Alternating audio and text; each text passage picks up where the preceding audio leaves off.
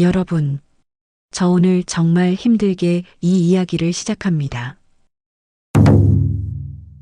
손이 떨려서 키보드도 제대로 못 칠 정도예요. 하지만 꼭 말하고 싶었어요. 이 억울함을, 이 배신감을 누군가에게는 꼭 털어놓고 싶었거든요. 이야기를 본격적으로 시작하기 전에요. 잠깐 부탁 하나만 드릴게요. 구독과 좋아요, 아직이시라면 지금 눌러주세요. 여러분의 작은 관심 하나하나가 더 좋은 영상을 만드는 제 원동력이 되거든요. 감사합니다. 남편이 세상을 떠난 지 사흘째 되던 날이었어요. 장례식을 마치고 집에 돌아왔을 때 저는 그냥 멍했어요. 40년을 함께 산 사람이 사라졌다는 게 실감이 안 났거든요. 아침에 일어나면 여전히 그 사람이 부엌에서 커피 끓이는 소리가 들릴 것만 같았어요. 검은 상복을 입은 채로 저는 남편의 방을 정리하기 시작했습니다. 사실 정리라기보다는 그냥 그 사람의 흔적을 만지작거리고 싶었어요. 옷장에 걸린 남편의 재킷, 서랍 속 낡은 시계, 책상 위 안경. 하나하나가 너무 소중했거든요. 그런데 말이에요. 옷장 깊숙한 곳, 낡은 양복 주머니에서 봉투 하나가 툭 떨어졌어요. 처음엔 그냥 옛날 영수증이나 메모인 줄 알았죠. 근데 봉투가 너무 단단하게 봉인되어 있는 거예요. 마치 누가 절대 열어보면 안 된다는 듯이요. 이건 뭐지? 제 손은 저도 모르게 봉투를 뜯고 있었어요. 그리고 그 안에서 나온 종이를 봤을 때 저는 숨이 멎는 줄 알았습니다. 혼인신고서였어요. 근데 거기에 적힌 이름이 제 이름이 아니었어요. 최은숙. 누구예요? 이 여자가 누구냐고요? 그 옆에는 제 남편의 이름이 또박또박 적혀 있었어요. 김도현. 제 남편 40년을 함께 산 그 사람의 이름이요. 손이 덜덜 떨렸어요. 종이를 떨어뜨릴까봐 꽉 쥐었는데 손에서 땀이 주르륵 나더라고요. 심장이 미친 듯이 뛰었어요. 가슴이 답답해서 숨을 제대로 쉴 수가 없었어요. 이게 뭐야? 이게 대체 뭐냐고. 저는 그 자리에 주저앉아서 울었어요. 아니, 울음이 아니라 비명에 가까웠어요. 40년이에요, 여러분. 제가 이 사람과 함께 산 게 40년이라고요. 젊은 시절을 다 바쳤고, 아이를 낳고 키우고, 힘들 때 서로 의지하며 살아온 세월이 40년인데, 이 한 장의 종이가 그 모든 걸 거짓으로 만들어버렸어요. 저는 미친 사람처럼 집안을 뒤지기 시작했어요. 남편의 책상, 서랍, 옷장, 심지어 창고까지 전부 뒤졌어요. 뭔가 더 있을 것 같았거든요. 이게 끝일 리가 없다고 생각했어요. 그날 밤 저는 남편의 금고를 열었어요. 사실 그 금고는 결혼하고 나서 딱 한 번 열어본 적이 있었어요. 아이 출생 신고할 때였죠. 그때 남편이 여기엔 중요한 서류들만 있으니까 함부로 만지지 말라고 했었거든요. 저는 그 말을 40년 동안 지켰어요. 의심 한 번 안 하고요. 근데 그날은 달랐어요. 저는 미친 사람처럼 비밀번호를 눌러댔어요. 결혼기념일, 아이 생일, 남편 생일. 다 틀렸어요. 그러다가 제 생일을 눌렀는데 딸깍하고 열리더라고요. 생일이 비밀번호였어? 순간 코끝이 찡했어요. 이 사람이 날 사랑했던 건 맞구나 싶었거든요. 근데 금고 안을 보는 순간 그 감정은 완전히 사라졌습니다. 통장이 여러 개 있었어요. 제가 모르는 통장들이요. 그리고 부동산 등기 서류, 그 서류에 적힌 주소도 낯설었어요. 우리 집도 아니고 우리가 가본 적도 없는 시골 어딘가의 주소였죠. 그리고 또 다른 봉투가 있었어요. 봉투 겉면에는 남편의 필체로 이렇게 쓰여 있었습니다. 혹시라도 내가 먼저 가면 이건 꼭 태워주오. 아무도 보지 말고, 아무도 보지 말라고요?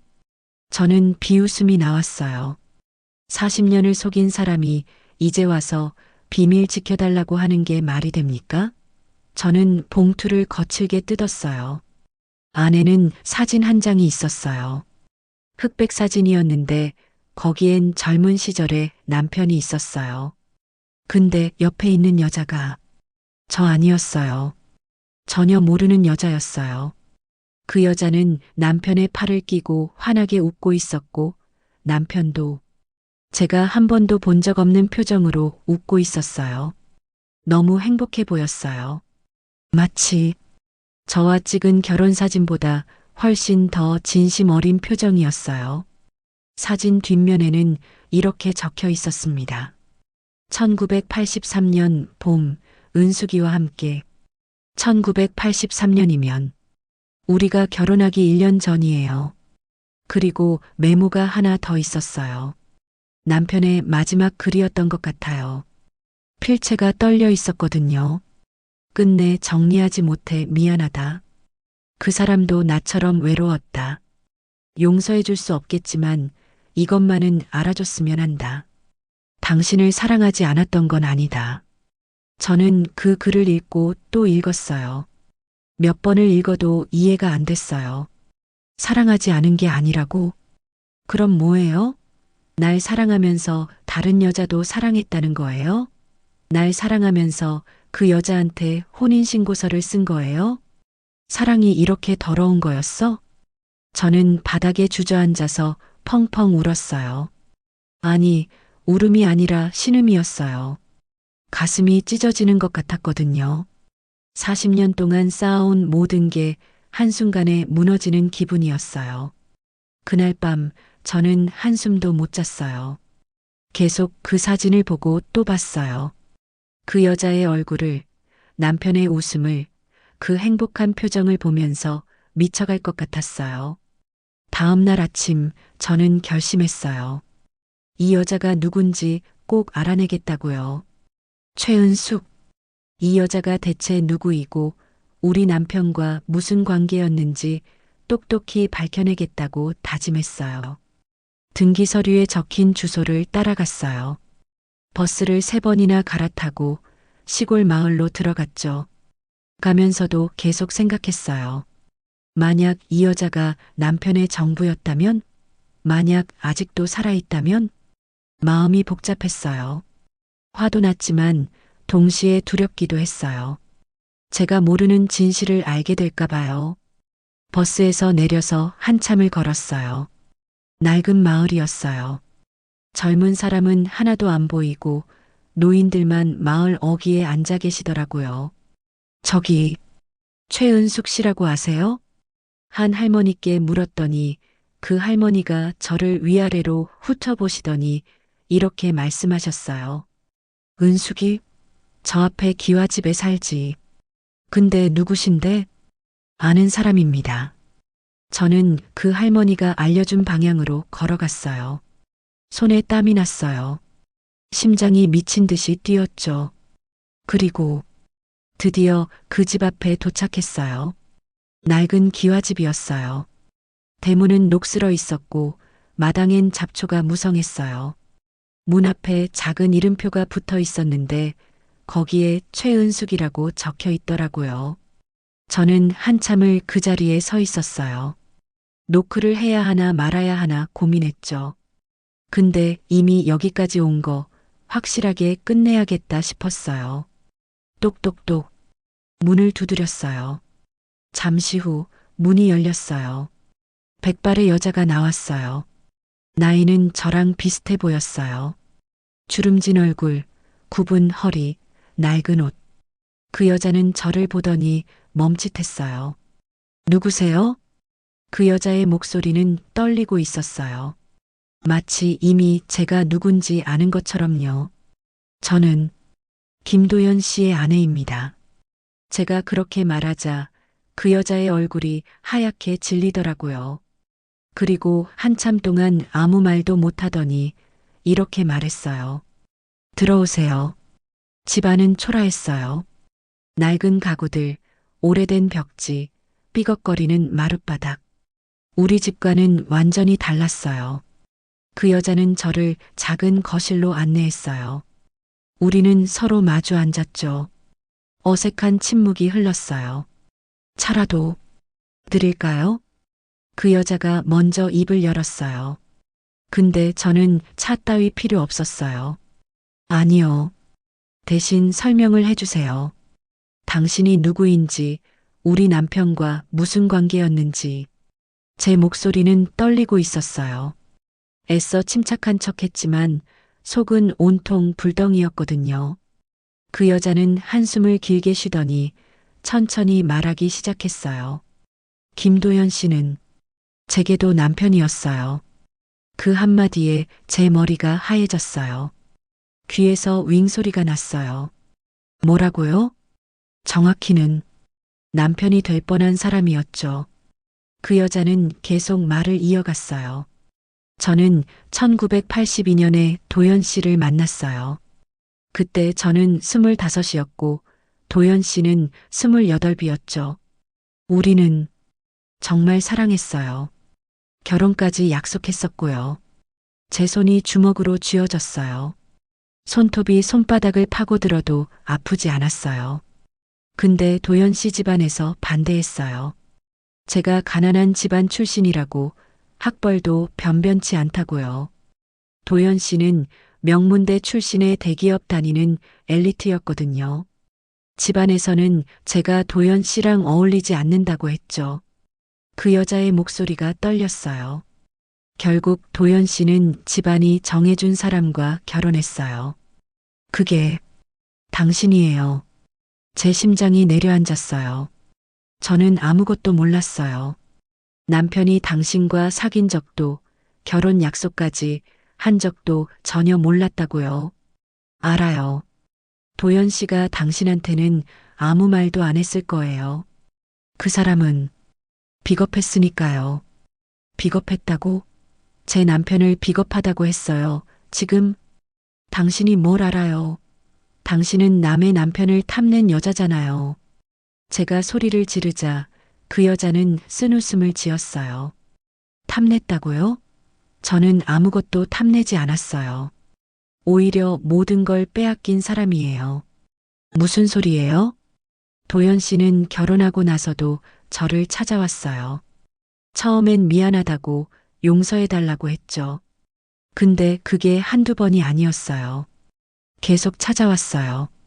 그리고 그 여자는 눈물을 글썽이며 말했어요. 저는 아이를 가졌어요. 도연 씨의 아이를요.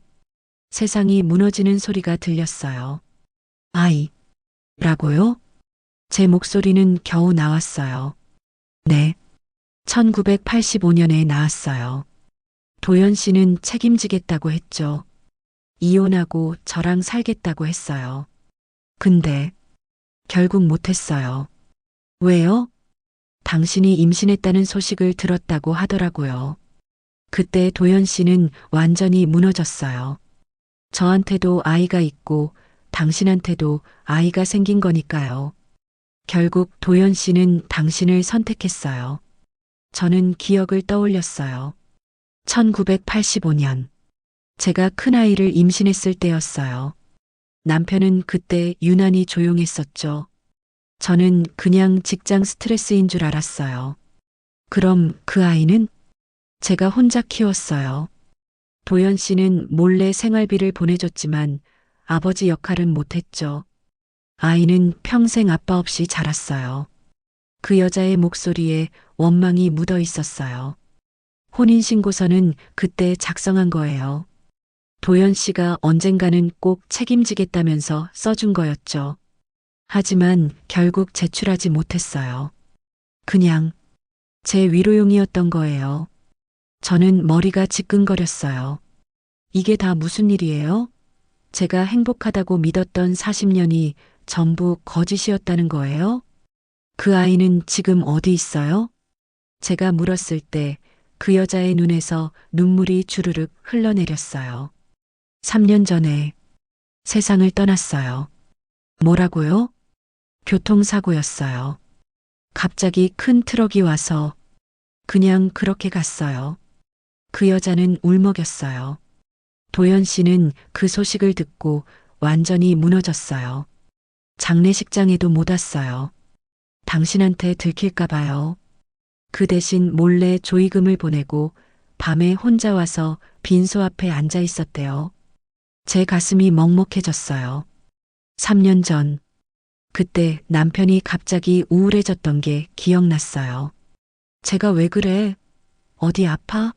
라고 물으면 남편은 아니야. 그냥 좀 피곤해라고만 했었죠.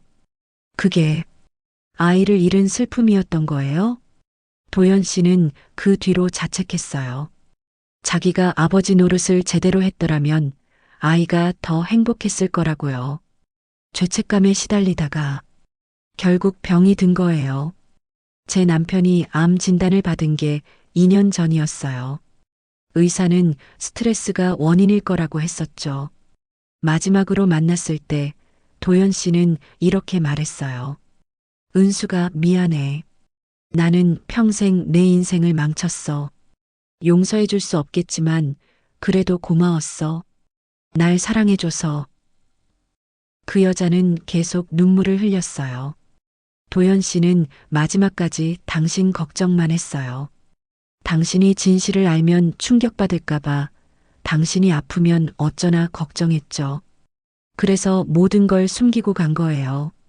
저는 아무 말도 할 수 없었어요. 집으로 돌아오는 길, 저는 멍한 상태였어요. 버스 안에서 계속 생각했어요. 남편의 모든 행동들이 새롭게 보이기 시작했거든요. 남편은 늘 전화를 밖에서 받았어요. 제가 누구야? 라고 물으면 회사 사람이라고만 했죠. 그게 그 여자였을까요? 아니면 그 아이였을까요? 남편은 가끔 주말에 혼자 외출했어요. 친구 만나고 온다고 했는데 돌아올 때마다 표정이 어두웠어요. 그게 그 여자를 만나고 온 거였을까요? 남편은 제 생일이나 기념일을 절대 안 잊었어요. 항상 선물을 준비했고 꽃도 사왔죠. 그게 죄책감이었을까요? 속죄의 표현이었을까요? 생각할수록 화가 났어요. 날 사랑했다고? 그게 사랑이야. 버스 안에서 혼자 중얼거렸어요. 옆 사람들이 저를 이상하게 쳐다봤지만 신경 안 썼어요. 집에 도착해서 저는 남편의 유품들을 다시 꺼냈어요. 사진첩, 옷, 시계, 안경. 하나하나 보면서 생각했어요. 이 사람이 진짜 날 사랑한 게 맞나? 우리 결혼 사진을 봤어요. 거기서 웃고 있는 남편의 얼굴이 너무 낯설었어요. 그 사람은 그때도 그 여자를 생각하고 있었을까요? 억지로 웃고 있었던 걸까요? 큰아이 돌잔치 사진도 봤어요. 남편은 아이를 안고 환하게 웃고 있었죠. 근데 그때 남편에겐 다른 아이도 있었어요. 어딘가에서 혼자 자라고 있는 또 다른 아이가요. 미쳤어. 정말 미친 거야. 저는 사진첩을 집어던졌어요. 액자도 바닥에 내팽개쳤어요. 유리가 깨지는 소리가 났지만 개의치 않았어요. 그날 밤 저는 남편의 옷을 전부 꺼냈어요. 그리고 하나하나 확인했죠. 주머니마다 손을 넣어서 뭔가 더 숨겨진 게 없나 찾아봤어요. 그리고 찾아냈어요. 남편의 낡은 지갑 속에서 작은 사진이 나왔어요. 거기엔 젊은 남자아이가 웃고 있었어요. 초등학생쯤 돼 보이는 아이였죠. 사진 뒷면에는 이렇게 적혀 있었어요. 준호 8살 생일. 준호. 그게 그 아이의 이름이었나 봐요. 저는 그 사진을 한참 동안 봤어요. 그 아이는 남편을 닮았어요. 눈매, 웃는 모습이 꼭 우리 큰아들이랑 비슷했죠. 이 아이도 내 남편의 자식이었구나. 가슴이 찢어질 것 같았어요. 그 아이는 아무 죄가 없잖아요.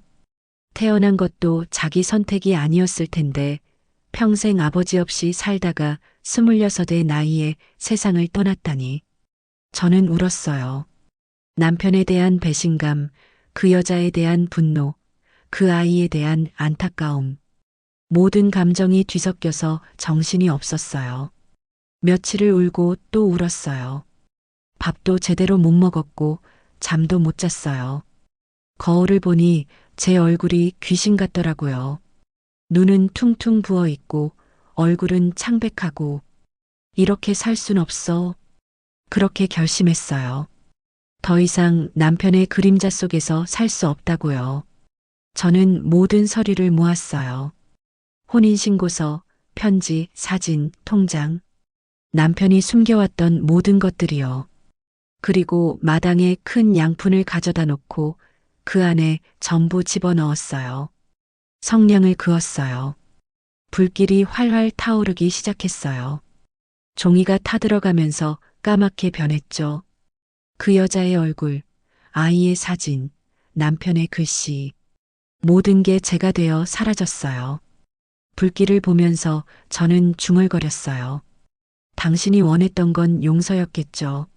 하지만 난 용서할 수 없어요. 40년을 속인 죄를, 그 여자와 아이를 숨긴 죄를, 나를 바보로 만든 죄를 절대 용서 못해요. 눈물이 주르륵 흘렀어요. 분노의 눈물인지 슬픔의 눈물인지 구분이 안 됐어요. 하지만 더 이상 당신의 죄 때문에 내 인생을 낭비하지 않을 거예요. 이제부터는 김도연의 아내가 아니라 박선영으로 살 거예요. 제 이름을 소리내어 불렀어요. 40년 만에 처음이었어요. 결혼하고 나서는 늘 도연이 아내, 준수 엄마, 며느리로만 불렸거든요. 제 이름은 어디에도 없었어요. 박선영. 나는 박선영이야. 그 이름이 새삼 낯설었지만 동시에 너무 소중하게 느껴졌어요. 불길이 꺼져갈 무렵 저는 집 안으로 들어갔어요. 그리고 남편의 옷, 신발, 물건들을 전부 박스에 담았어요. 기부할 건 기부하고 버릴 건 버리기로 했죠. 남편의 흔적을 하나씩 지워나갔어요. 벽에 걸린 부부 사진도 내렸어요. 결혼 반지도 빼서 서랍 깊숙이 넣어뒀죠. 이 집에서 남편의 흔적을 지우는 게 슬프면서도 후련했어요. 그날 밤 저는 아이들을 불렀어요. 큰아들, 작은딸. 둘 다 결혼해서 독립한 지 오래됐지만 엄마가 부르니까 달려왔죠. 얘들아, 엄마가 할 얘기가 있어. 저는 모든 걸 말했어요. 아버지의 비밀을, 최은숙이라는 여자를, 그리고 이복 형제가 있었다는 사실까지요. 아이들은 충격받았어요. 당연하죠. 자기들이 존경하던 아버지가 그런 사람이었다는 걸 알게 됐으니까요. 큰아들은 화를 냈어요. 아버지가 어떻게 그럴 수가 있어요? 평생 성실하게 사신 분인 줄 알았는데. 작은 딸은 울었어요. 엄마, 얼마나 힘드셨어요. 혼자서 다 알고 계셨으면서. 저는 아이들을 꼭 안아줬어요. 괜찮아. 엄마는 이제 괜찮아. 오히려 진실을 알게 돼서 후련해. 거짓말이었어요. 전혀 괜찮지 않았거든요. 하지만 아이들 앞에서 더 무너질 순 없었어요. 며칠 후, 저는 최은숙 씨에게 편지를 썼어요. 은숙 씨, 저는 당신을 용서할 수 없습니다. 하지만 미워하지도 않기로 했어요. 우리 둘 다 그 사람의 피해자니까요. 당신도 이제 그 사람의 죄에서 벗어나세요. 각자의 이름으로 남은 인생을 살아요. 편지를 붙이고 나니 마음이 조금 가벼워졌어요. 그리고 한 달쯤 지났을 때 은숙 씨에게서 답장이 왔어요. 선영 씨, 편지 고마워요. 당신 말이 맞아요.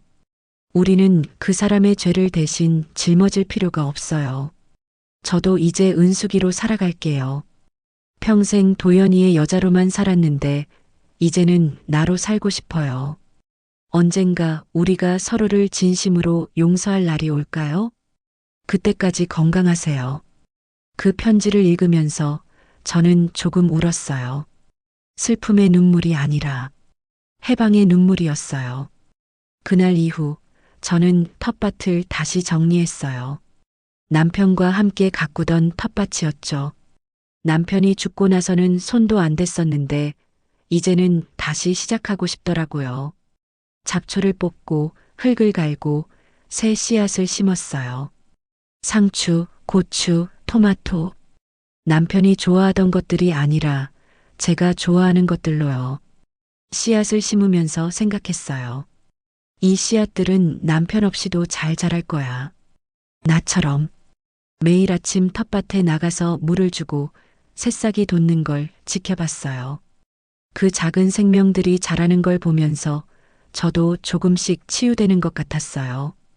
이웃들도 하나둘씩 찾아왔어요. 선영 씨, 요즘 얼굴이 좋아 보이네요. 많이 힘드셨죠? 이제 좀 괜찮으세요? 저는 미소를 지으며 대답했어요.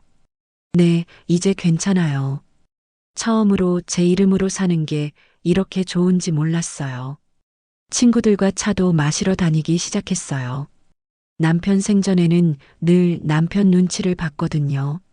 오래 있으면 남편이 밥 굶는다면서 일찍 집에 오곤 했죠. 하지만 이제는 달라요. 제가 하고 싶은 만큼 있고 제가 가고 싶은 곳에 가요. 누구 눈치도 안 봐요. 어느 날 저는 은숙 씨에게 전화를 걸었어요. 여보세요, 은숙 씨? 선영 씨? 네. 갑자기 전화해서 놀라셨죠? 할 말이 있어서요. 말씀하세요. 우리 한번 만나요. 이번엔 적이 아니라 친구로요.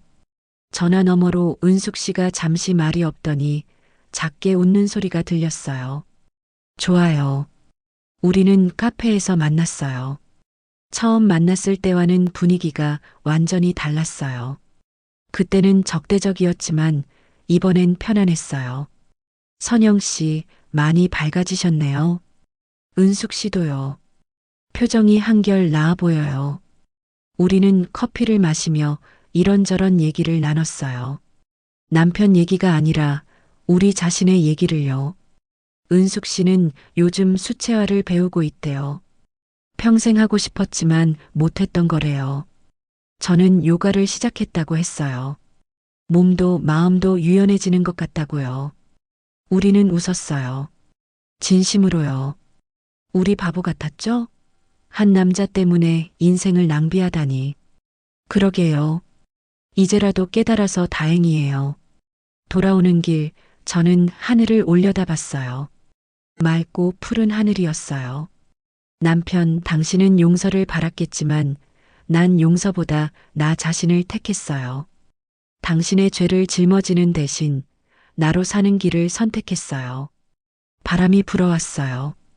따뜻한 봄바람이었죠. 그 바람이 속삭이는 것 같았어요. 이제 진짜 당신으로 살아도 괜찮아요. 저는 미소를 지었어요. 눈물이 났지만 슬픈 눈물은 아니었어요. 집에 돌아와서 저는 거울을 봤어요. 거기엔 박선영이 있었어요. 김도연의 아내가 아니라 그냥 박선영이요. 안녕, 선영아. 오랜만이야. 거울 속에 저에게 말을 걸었어요. 이제부터 우리 행복하게 살자. 다음 날 아침 저는 텃밭에 나갔어요. 새싹들이 무럭무럭 자라고 있었어요. 저는 흙을 만지작거리며 생각했어요. 배신당한 40년이었지만 앞으로의 40년은 나를 위한 시간이 될 거야. 해가 떠올랐어요. 새로운 하루가 시작됐어요. 그리고 저도 새롭게 시작했습니다. 여러분, 제 이야기를 끝까지 들어주셔서 감사해요.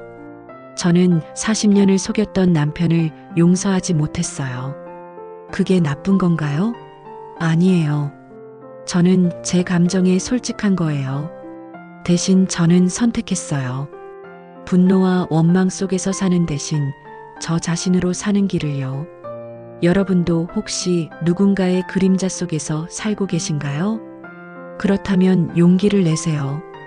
당신의 이름으로 당신의 인생을 사세요. 아직 늦지 않았어요. 새로운 씨앗은 언제든 심을 수 있으니까요. 이상 60대 박선영의 이야기였습니다. 여러분, 오늘도 행복하세요. 당신의 이름으로.